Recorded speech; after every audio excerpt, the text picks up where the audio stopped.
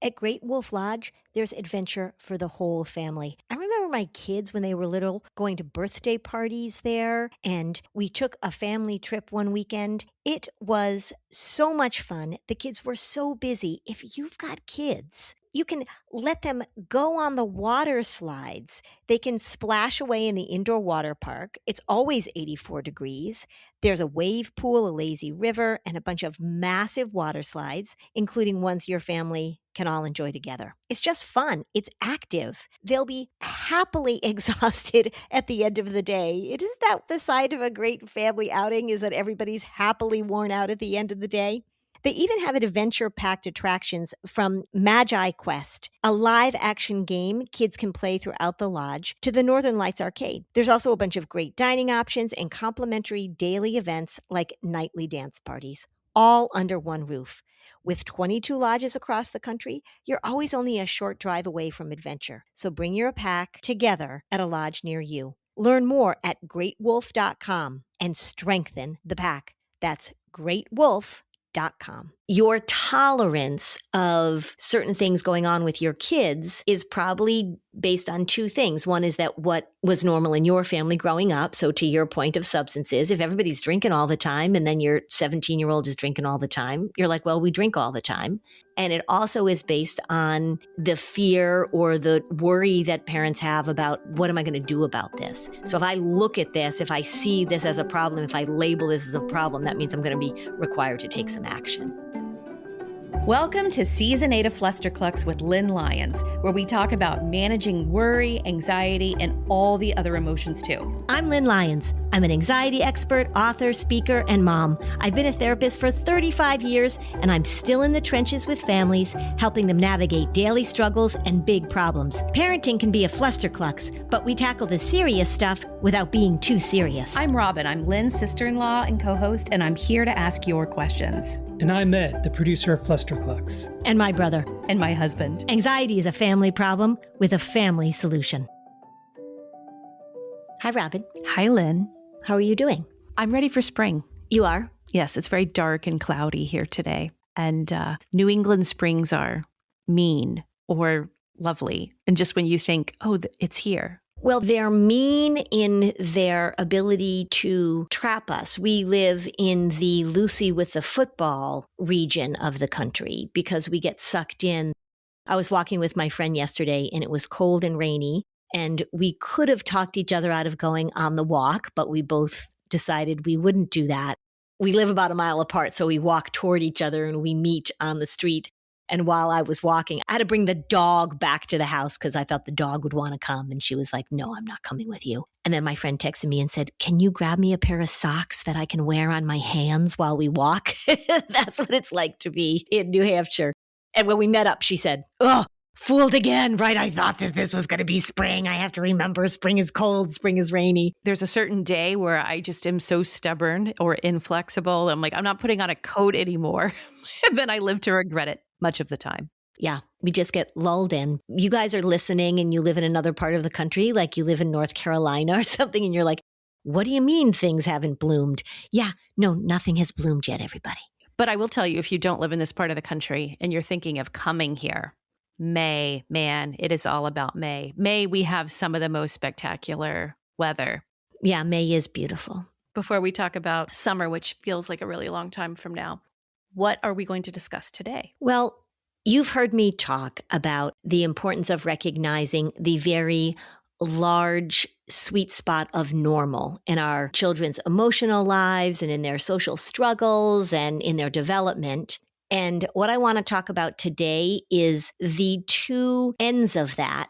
Now, one end of that, which is the pathologizing or the overreacting or the freaking out I've talked about a lot, I haven't talked about the other end of that, which is denial.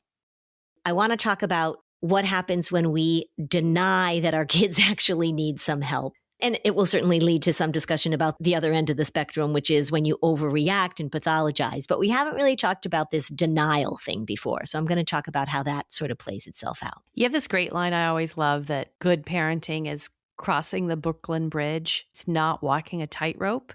There's a big range of what normal is. Mm-hmm. But today we're talking about the things that really are over the Brooklyn Bridge in the river.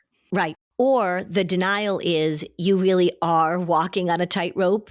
Your kid is walking on a tightrope because they're not doing well and they're struggling with something. And you're like, it's not a tightrope. It's the Brooklyn Bridge. And your kid's like, no, it's a tightrope. And you're like, no, it's fine. You're not going to fall. That's an interesting thing that happens. And I hear it happen in interesting ways. And probably the reason that it's sort of come to mind right now is that as we're recording this, there is a huge amount of talk and writing and discussion, et cetera, about college decisions and college acceptances. And we're getting to the end of the school year. So kids are moving on to the next step. And this is oftentimes when I see a parent's absolute, genuine, and sincere desire for their kids to move forward. And sometimes we need to recognize that maybe there's something we're not addressing. And that's where you see the denial often showing up in that context. I see it showing up with little kids too. So let me just give you a few examples of how the denial shows up. One of the things we know about school avoidance is that when we look at school avoidance, when kids are really having difficulty, once they enter high school, sophomore year, junior year, and parents start to get really concerned because is their child going to be able to graduate from high school and what's going on? And they're pretty big. And so it's not like you can pick them up and carry them into school anymore. But when we look back on those kids' history, it is very likely that we were seeing problems with anxiety and avoidance in kindergarten, first, second grade. And so there can be a lot of denial at that point about whether or not you need to address the problem. And then suddenly they're 14 and 15 and you've got a really big problem on your hand. So that's one way. I certainly see it with anxiety a lot because remember that when kids are little, we can accommodate without having to pay too much of a price. And so the accommodation happens and the family is good at kind of working around the issues or diminishing them or not really paying attention to them. And then they get bigger and bigger and bigger, of course. Remember, anxiety is the strep throat of mental health issues. We have effective ways to treat it, and we can really get a handle on it. Very often when kids are younger, if you leave it alone, if you deny it, if you let it go, just like strep throat, it turns into something pretty bad. It's interesting you brought up the college scenario too, because it brings up a ton of things that we've talked about before.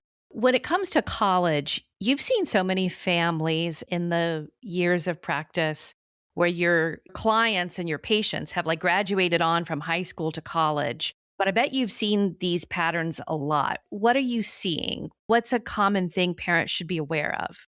If you are in an environment in which college is the next step after high school, so not all communities have that, but if you're in that type of community, the parents really focus on how to get their child into college. And what they deny is whether or not their child is actually ready to go to college. The child has been prepared. They've gone to SAT prep courses. They've boosted their resume by doing all the activities. The parents have helped them get their college applications done, even maybe hiring somebody to help with that process. And then the child gets into college. And that was the goal. How do we get this kid into a college of their choice, a college that we hope will be a good fit, without really recognizing, and again, that would be a way of saying denying that their child is actually not capable of making that very big leap from living at home and going to high school to living on their own and going to college. And I've had this happen in ways that can be pretty heartbreaking, is that I'm sort of like, I don't know if they're ready. Maybe you take a year. But the parents are so eager, and the child is eager too, because they don't want to be left behind. They want to move forward. And so they make this leap. They're really oftentimes denying that this kid's social anxiety is going to really, really impair them once they get off to college, or even sometimes their eating issues or their executive functioning issues. Because actually, I think we did an episode about this of is your kid actually ready to go to school? But oftentimes, what they're able to demonstrate academically is only one side of a multi-sided story. So you just mentioned eating issues, you mentioned other things. What are some of the ways that you would say this kid's not ready for school because X, Y, and Z? What are skills or habits or patterns that the parent should be honest with themselves? Mm-hmm. Number one on the list, of course, is autonomy. Is this child capable of making decisions, managing their schedule, doing things when they don't feel like it? With ADHD kids, we talk about doing non-preferred activities. Are these kids even capable of getting themselves up in the morning and getting to class? Are they capable of asking for help when they need help? Will they go and meet with a professor? Will they go to the health center if they're not feeling well or if they're struggling with something going on? Are they capable of making friends and making connections with people? You don't need a ton of connections. Really, I think parents know almost instinctively, like we're human beings, we live in a social environment. What are the things that you want your child to be able to do without you being there to watch, supervise, cue, do it for them? And those would be the big things. And when I talk about food issues, right, we did an episode a few months ago with Mindy on ARFID. Is your child going to be able to go into the dining hall and be able to make good choices for what they're going to eat? Or are they going to stay in their room and eat Doritos and Sour Patch Kids? Are they capable of managing substances? And it hasn't happened all that often in my clinical practice because I don't deal with substance use particularly, but I've had a lot of kids who are clearly using substances to self-medicate, particularly pot these days. Are they going to be able to go off to school and be able to manage getting through their academic requirements and handle the obligations of being a college student if they're getting stoned every day? And generally the answer is no. It doesn't end well. And that's when I see the denial, is that the parents truly are like crossing their fingers and just hoping that they'll grow out of it. And I think if there were a theme to the denial that I see, which again comes from this place of hope, I totally get it. It's hard to recognize this in your family. But if it had a theme, it would be, this is a phase, or they will grow out of it. And for a lot of things, that's true. The other end of the spectrum is, let the kids grow out of it. Let the kids experience life. Let them figure things out. It's okay if they don't know how to do this in third grade. They're probably going to figure it out by the time they're in fifth grade. But the denial part is, you've got it looking right at you and you say, it's a phase, they'll grow out of it. And you don't attend to what your child needs because you're just hoping that it'll go away. We'll take a break and be right back. As I am recording this, we are doing our taxes. And I'll tell you, there's nothing like tax season to get you to pay attention to how important it is to have your finances organized. If you need something to help you declutter and get organized, and who doesn't need to get more organized with their finances, you can connect your finances to Monarch because it helps you stay on track with your money goals. Let Monarch do your financial spring cleaning for you. One dashboard that gets your entire financial life organized. No more clutter, no more mess, no more scattered logins, just accounts, investments, property, and more, all in one place. Get your first year of Monarch for half off, just $50 with promo code Fluster. One of the things that I found out using Monarch was there were some business expenses that I really wasn't paying attention to, and they were really sort of adding up in a way that, boy, I needed to make some changes with the way that I collected some payments and even some of my spending. I don't think I would have recognized it if it weren't for the Monarch app. Most apps tell you what you already spent, but Monarch goes further. You can set goals, plan for big purchases, and map out your financial future. It's time for you to get financially organized, to pay attention to the details, where your money goes and that money coming in. How can you invest so that your money makes money? Monarch can help you with all of this. Use code Fluster at monarch.com to get your first year half off at just $50. That's 50% off your first year at monarch.com with code Fluster. You're listening to this podcast, so I know you've got a curious mind. Here's a helpful fact you may not know yet. Drivers who switch and save with Progressive save over $900 on average. Pop over to Progressive.com, answer some questions, and you'll get a quick quote with discounts that are easy to come by. In fact, 99% of their auto customers earn at least one discount. Visit Progressive.com and see if you can enjoy a little cash back. Progressive Casualty Insurance Company and Affiliates. National average 12-month savings of $946 by new customers surveyed who saved with Progressive between June 2024 and May 2025. Potential savings will vary. It's spring, it's getting warm, and you like to just get those new quality pieces for your spring wardrobe. I'm going to go with things that are well made. I'm going to go with things that are versatile. I'm going to go with things that have amazing feel. The fabrics are great. The fits are just what I need. And the pricing actually makes sense, which is why I've gotten a few really nice items from Quince in the last few weeks. I'll tell you, I got the Flow Knit mid-rise shorts. They're very inexpensive, less than $30 for a great pair of shorts. I love to hike. I'm going to be taking those shorts up and down mountains. They've got these really great long line bras, they're called. I got the V-neck actually, which I think I like a little bit better than a scoop neck. I'm going to be wearing these things all summer long. They're going to last. They make beautiful everyday pieces. They use premium materials like 100% European linen, organic cotton, super soft denim, styles that start around $50. Quince also works directly with ethical factories and cuts out the middleman. You are paying for quality, not brand markup. Refresh your spring wardrobe with Quince. Go to quince.com/fluster for free shipping and 365-day returns. Now available in Canada too. Go to quince.com/fluster for free shipping and 365-day returns. Quince.com/fluster.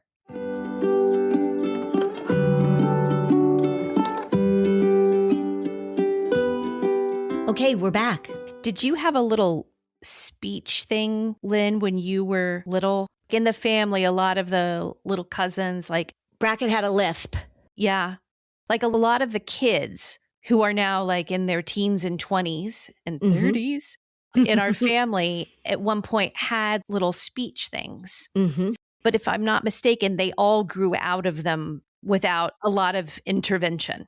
Right, because they were all developmentally appropriate things. So my sister's oldest stuttered when he was little. It was a stutter where he would get stuck on words. And part of it was because his little brain was going so fast. He was very, very verbal, shockingly verbal as a little kid. But his mouth couldn't quite keep up with him. So he would sort of get stuck and he would stutter. My son lisped. Some of the kids couldn't say their awes, that kind of stuff. People are like, that's because you guys are from Boston. Yeah.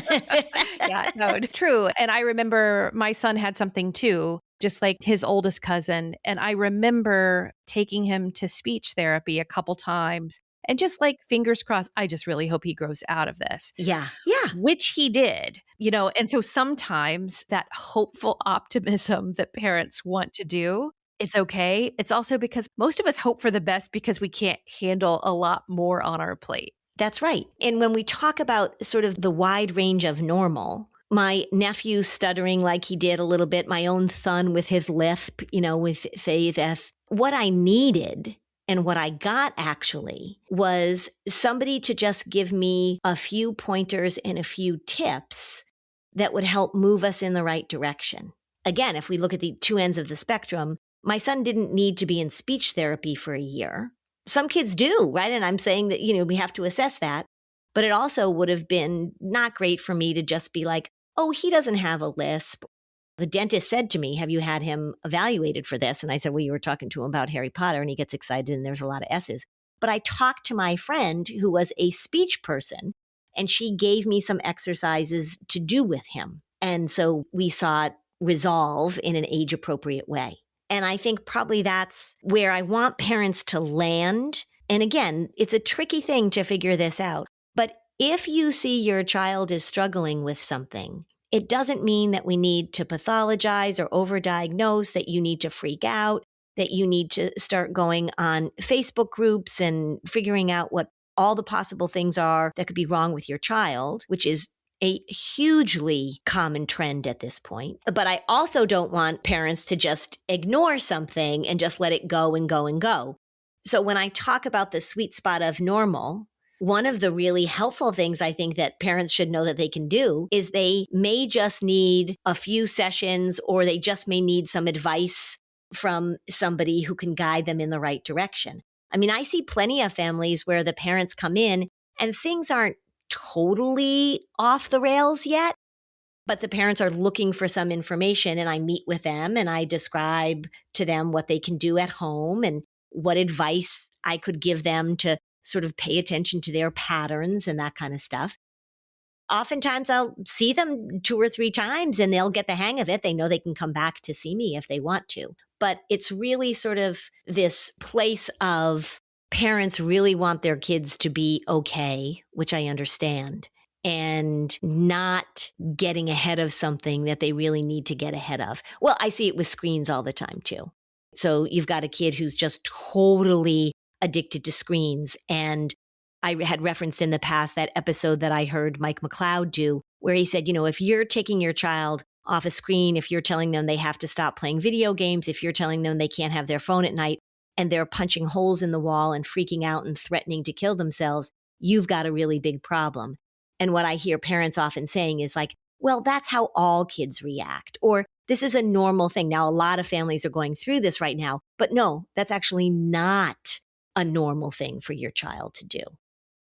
I hear it with kids smoking pot now. Well, everybody's doing it. I mean, if my child was drinking, I'd be concerned, but they're all smoking pot and blah, blah, blah. It's just this denial that if you could just get ahead of it, if you could just address it in a way that doesn't mean that it's a crisis, it doesn't mean that you have to go into therapy for a year, it doesn't mean that your child has to be pulled from school, but the denial makes the problem worse over time. You just brought up denial and substance abuse.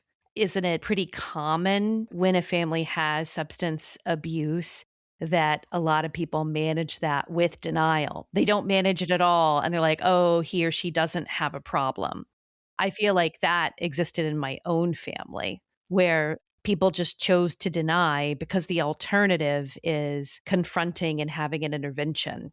And if you have a pattern of denying because maybe that was your parents' pattern, then if you have a screen addicted teen, which isn't that uncommon nowadays, it would make sense that you were modeled to deny. Right. Well, let me give you an example. Say you have a teenager that's kind of spicy. They're wanting to push back against you, and they're really testing your boundaries, and they're asserting themselves, and they want to dye their hair orange, or they're like, I need a job. I have to get out of this house. All of that we can say is really within the realm of a teenager figuring out who they are. I wouldn't want to go way to the other side and be like, oh my God, what's wrong with my teenager? She, is so different than she was when she was 11. Yeah, because she's pretty much a whole different human being now. The denial or the normalization of, well, you know what? All kids smoke pot. Or it's normal for teenage boys to be really aggressive. We did an episode on that, like boys will be boys thing that drives me crazy. Your tolerance of certain things going on with your kids is probably based on, a lot of times, based on 2 things. One is that what was normal in your family growing up. So to your point of substances, if everybody's drinking all the time and then your 17-year-old is drinking all the time, you're like, well, we drink all the time. And it also is based on the fear or the worry that parents have about, what am I going to do about this? So if I look at this, if I see this as a problem, if I label this as a problem, that means I'm going to be required to take some action. And most parents, when we're dealing with our kids, we didn't really get a manual. That's right. So when we are like, I can either deny it or I have to fix this, and I don't know how to fix this. I don't even know where to start. I don't even know where to start. Exactly. Yeah. And this happens with a lot of things, is that if you're seeing your child is having some difficulties, and maybe you're noticing that they're having some social issues, or they're having some difficulty in school, or you're noticing some issues with food. It happens generally over a period of time. This is why this school avoidance thing is so interesting, because we look back and it wasn't like they had great attendance all through elementary and middle school, and then just at sophomore year, they decided not to go to school. People will say that everything was fine until. I hear that phrase a lot. And it wasn't. But, it's the frog getting boiled in the hot water, which I wonder if that's actually true.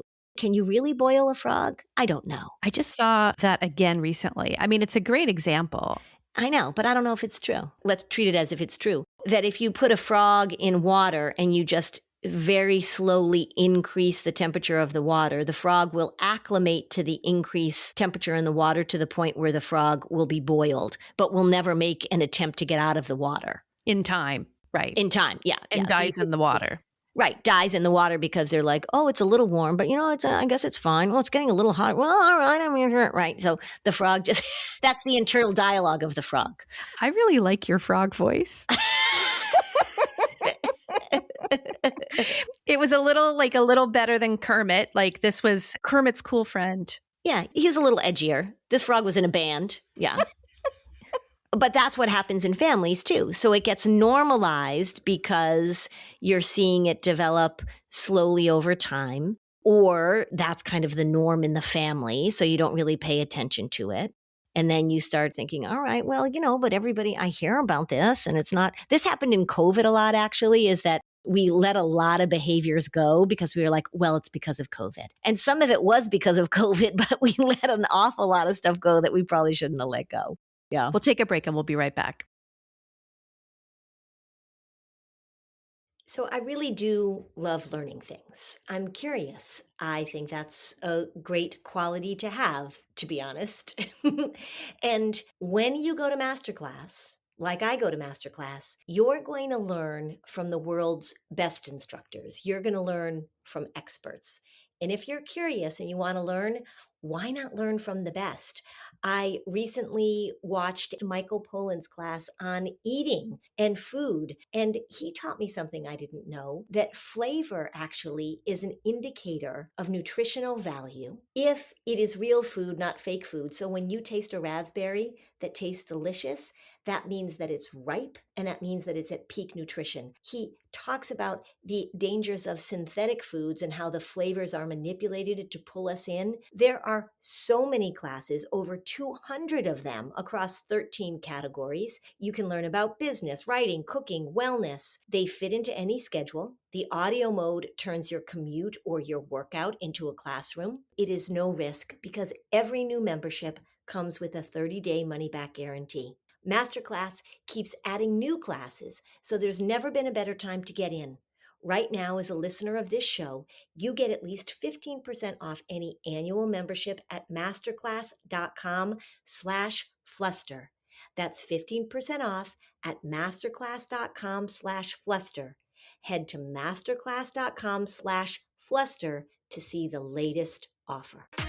You know that thing where you get an amazing pair of shoes at a really great price and want to tell everyone about it? Yeah, so do we. Here at Designer Shoe Warehouse, we'll give you something to brag about, like the latest styles from brands you love, or the trends everyone's obsessing over, or shoes that make you feel like, well, you. So go ahead, show off a little. Find shoes that get you at prices that get your budget. Head to your DSW store or DSW.com today. DSW, let us surprise you. My kids grew up around water, and I will tell you, one of the most important things that you can teach your kids is how to swim. Knowing that your kids are safe around water, that they feel confident around the water, is something that every parent should be able to experience. And that's why I really love what Goldfish Swim School is doing. Their whole approach is about meeting kids where they are and supporting parents along the way, making swim lessons feel encouraging instead of intimidating. Goldfish Swim School is a premier, parent-trusted, learn-to-swim brand. It's designed intentionally for both kids and parents. I say it all the time. We got to help the parents help the kids. The focus is on confidence, safety, and progress, not just swim skills. Every detail is thoughtfully designed to create a golden experience. The warm, shiver-free indoor pools are inviting to kids. There is imaginative, kid-friendly spaces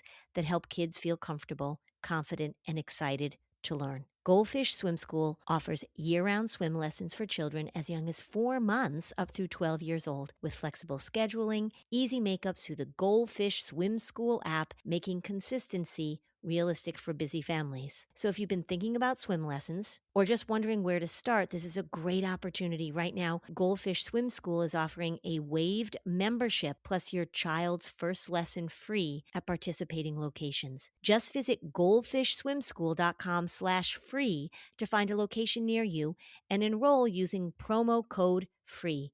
It is a simple way to get started and feel confident knowing you're giving your child skills that really matter.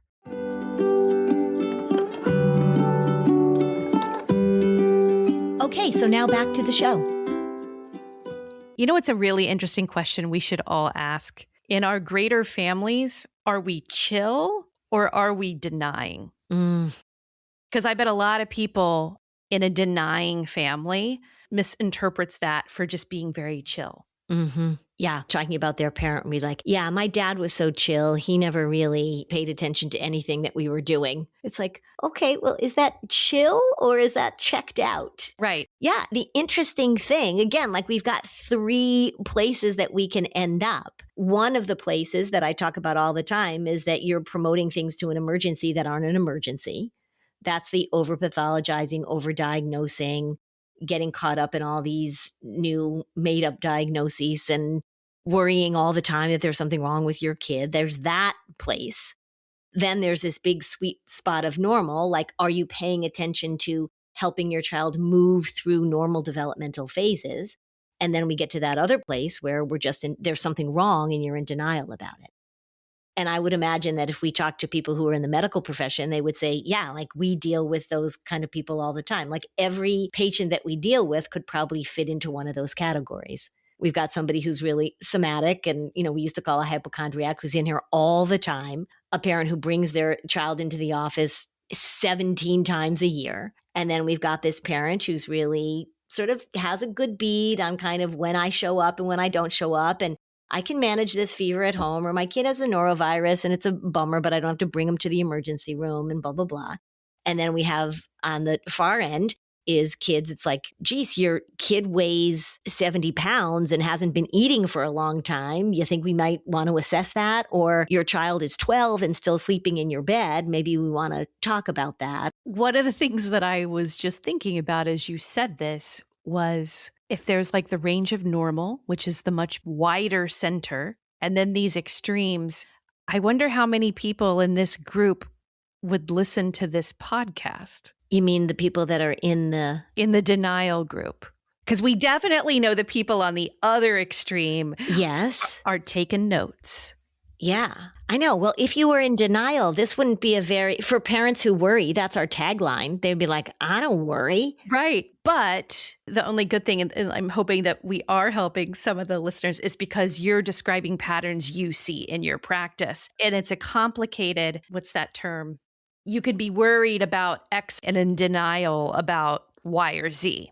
Right. Or sometimes what I see in my practice is, I know my child is anxious. I want you to fix it because I also want them to be able to go off to the best college in the country. Or, she can't handle ordering in a restaurant, but we still want her to participate in blah, blah, blah. So sometimes there's a denial that we have to address this problem here. They want me to fix the problem because they're focused on some sort of task or achievement or future goal. And I'm saying, let's pull it back a little bit. It is an interesting thing. And maybe if we think about it, there are times when all of us as parents spend some time in each of these camps. And maybe it depends on the child too. Maybe you have one child that seems to be doing okay. And so you might be more likely to deny that there's something wrong with that child because historically they've been the one that have been able to sort of manage their way through things. And maybe you've got another kid who maybe has a little bit of a rougher path in front of them. And so you tend to overreact or feel more protective. And then, of course, there's always the dynamic is if you've got one parent who's in one camp and one parent who's in the other. What if you've got a parent who is really denying? So as a parent, you're watching your child struggle with something. You think you might need some help. You want to figure out what's going on. And the other parent is like, oh my God, you just overreact to everything. There's nothing going on. And you're like, no, I see something going on. That's really hard too. This is really hard stuff. It is really hard to always hit the mark. And a lot of it is just learning as we go. I think one of the most important things about parenting is learning from your screw ups and recognizing your patterns and not just repeating the same pattern over and over and over again. So of course we're going to screw up. I actually had a reputation. So if my sons are listening to this, I had a reputation for underreacting to injuries. I buy that for sure. I mean, I saw it, I think, firsthand when they were little. Yeah. So my son fell off his bike and his arm was really hurting. And this was after he had already broken his collarbone. He's lying on the couch. I probably had a client. I probably was like, you know what? Just lie here for a little bit. Just relax. We'll see how you feel in a little bit. I'm going to go see a client, which my office is attached to my house. So he's literally like, 20 feet on the couch in the living room. And when I came out from my client, there was all this candy on the table. And my neighbor, my friend up the street, our sons were friends, knew that my son had fallen off his bike, also suspected that I was going to not be nice about it, which is unfair. And she brought him candy because she was like, I know your mom is going to ignore this and be mean, so I'm going to bring you candy. Well, give yourself more credit. She may have just thought that you might have been too busy with a client that you were seeing and that she wanted to check on him and bring him some candy. Right, except that she's really funny and really just says things. And she said, I was like, where'd you get all the candy? And my son said, well, Christina brought it because she said you were probably going to ignore me and she felt bad. And I didn't ignore him. I just was like, all right, let's just wait and see. This was his third broken bone, actually. When he fell off the jungle gym and broke his elbow, I took him right away because we were going home from the playground. He was really crying. We were going home from the playground. And I said, would you feel better if we stopped and got ice cream? And he was like, I don't want ice cream. So we went right to the pediatrician's office. I mean, I'm sort of making it sound like I'm like, you broke your bone, man. Shake it off, shake it off. But I think that I wouldn't react in big emergent ways, which I think in some ways is pretty good. Oh, definitely. I think I misunderstood you. I think that you would do what you needed to do, but you didn't show big emotional responses while doing it. You were just doing vanilla ice cream like a queen. Maybe, yes. And I do think I also would just wait a little bit. Like I would just wait and see how it played out. I mean, I know a lot of people who their child will hurt their ankle at a soccer game or whatever, and they're off to the emergency room. And I'm like, wait overnight, see how it goes, put some ice on it. I'm just not a run to the doctor kind of girl. I'm not either. Yeah, that has caused me problems in the past. I think I have famously told the story of how I had this horrible, horrible sinus infection, and I ignored it because it was during the holidays. I took my cat's antibiotic. This is true, everybody. We had some leftover antibiotic, and I thought, well, if I just take a few of these, right, this will just hold it off. I just got to get through the holidays. And I ended up in the hospital with like a life-threatening sinus infection, and my head was full of pus, and I was in the hospital on IV antibiotics. So I did learn my lesson. So I do tend to be like, you know what? We'll just push through it. I have to pay attention to that. Okay. So denial can happen to the best of us. For sure. And what I was saying, my earlier point was that even when denial happens to the best of us, the goal is, to your point of this is really hard and parenting is hard and there's no manual, is that you try and learn from your mistakes, that you're allowed to correct. You're allowed to miss the mark. You're allowed to figure it out. You're allowed to get to know your child in a different way. The pattern of denial that I see that is probably the most harmful over time is just a consistent denial that your child needs more assistance or that you need more assistance. And they'll get over it. They'll grow out of it. And we know that when kids are struggling, one of the things that really helps, truly helps, is if they know that somebody is listening to them. Not even that you solve the problem, not even that you do something, but that they know that you will hear them out, that you will make space for their distress rather than denying their distress. So one of the things with anxious parents, we know they have a really hard time tolerating their children's distress and they react bigly. And then on the other end of the spectrum is that suck it up, buttercup, or I'll give you something to cry about in the old days. And really, again, that sweet spot in the middle is, I know this is hard. I'm sorry you're going through this. Would you like to talk about it? Would you like to go for a walk? I am here. I can tolerate your distress without overreacting and without denying and telling you to get over it. That's kind of the sweet spot that we want to get to.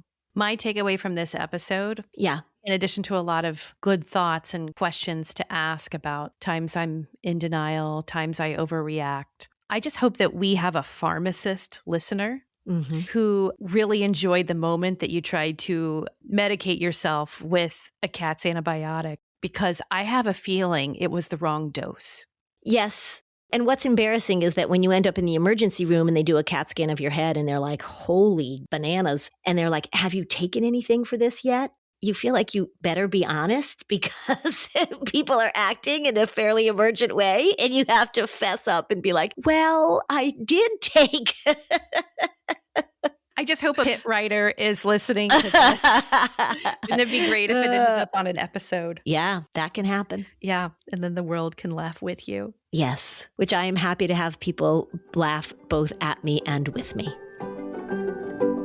Thanks for listening. And if you found this podcast helpful, please give us a 5-star review on Apple Podcasts. It helps other people find this information. And if you'd like to dig deeper on any of these topics, we have specialized playlists on our Spotify profile, and the link is in the show notes. Topics like teens, depression, and OCD. Bye, Lynn. Bye, Robin.